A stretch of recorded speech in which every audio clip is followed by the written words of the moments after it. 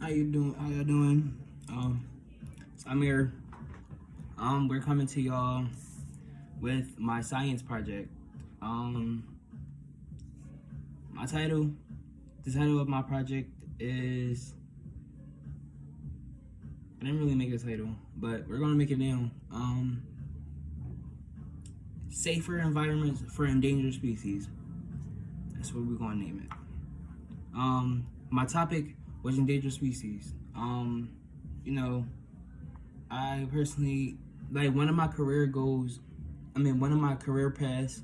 If certain things in my career doesn't go the way it goes, I want to be a zoologist.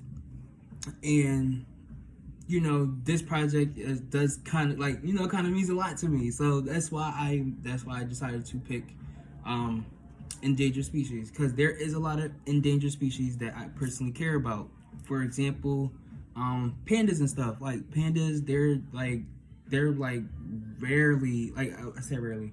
Actually, yes, they are rarely really seen around the world, and they're barely in zoos for real. And that's because they're going extinct, and it's only because people keep taking it their homes get over written, basically meaning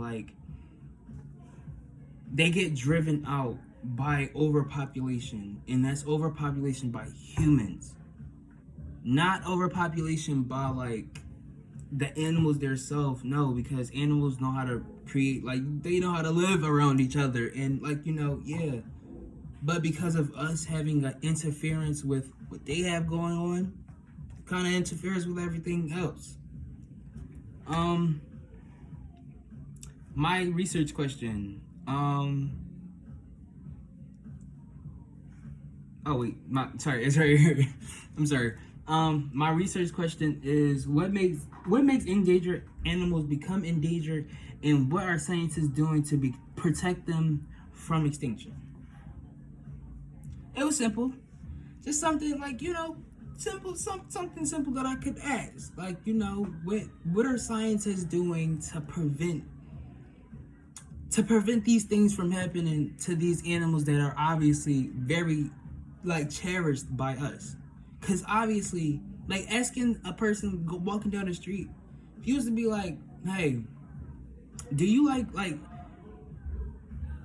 do you like frogs? Yes, I like frogs. Yes, of course, I love some frogs. Do you know there's a species of frogs that is close to extinct, and they're one of the most low-key exotic frogs? Yeah. Did you know that Kung Fu Panda, the main character, also his villain, the villain in that movie, and also his closest friend. Yeah, all three of them. If you don't know what animals I'm talking about, to be exact, pandas, snow leopards, and tigers, to be exact. And I don't mean no just average I don't mean no average oh yeah, they're gonna go extinct. No, they're so rare that you barely, when I say barely, in zoos and stuff, you still see tigers, but you don't see the tiger that grows to its natural growth. Tigers get big as hell. Sorry, so sorry for my language, but they get really big. They get really big. And by them getting really big, and since they, be getting really big, and yeah, sorry, I just realized this video is getting really long, so I'm gonna have to sum this up really fast.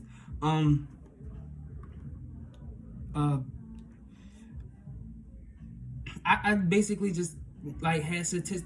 There's a lot of half of the stuff that I just said. The websites that can back up half of the stuff is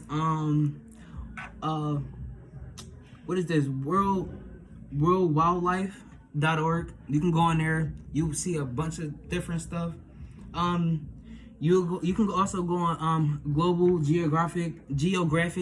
They also have a bunch of different stuff on there. When I tell you the stuff that you would see on there personally, since I'm a really good, like, I love animals to death. It breaks my heart. Like, it breaks my heart to see that the human race is doing nothing but breaking their habitats and their homes. The thing is, what if they decided to do that to us? What are we gonna do? Like, like, what are we gonna do? We can't defend against a fucking against a freaking apex predator. Really think about that. Yes, our guns and stuff, yes, sure, cool. But what if, say, for example, your kids running down the street don't have access to that? They're not allowed to use that. What are we gonna do? Y'all are taking their home, so of course, after a while, I would start taking my home back. That's for, like, a lot of monkeys and stuff. That's also stuff that you can find on National Geographic. You would see that a lot of monkeys live with communities because the community took over because of the monkeys' habitat would have got taken over. So what they do is, okay, cool, our habitat got taken over, so we're gonna take over your habitat. Do you want to know where's a prime example of that? Rio.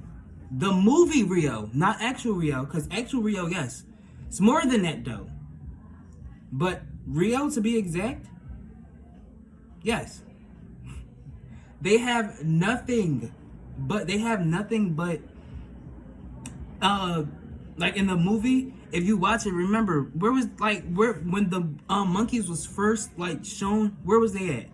In the middle of the city, literally dancing. That's literally prime example. If an apex predator territory is getting taken over, they're gonna take it back. If they can't take it back, then looks like we're gonna share it. Also a lot of other stuff that you can find this on is International Union for Conservation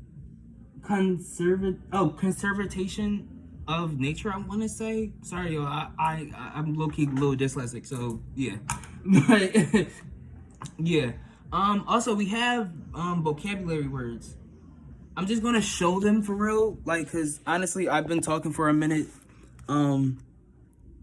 These are the vocabulary words. Obviously, pause it and take a picture of it or read it. Obviously, I also have a couple visuals. I can't really show much. Right now because I am recording on my phone. So, but I have a couple visuals, cool.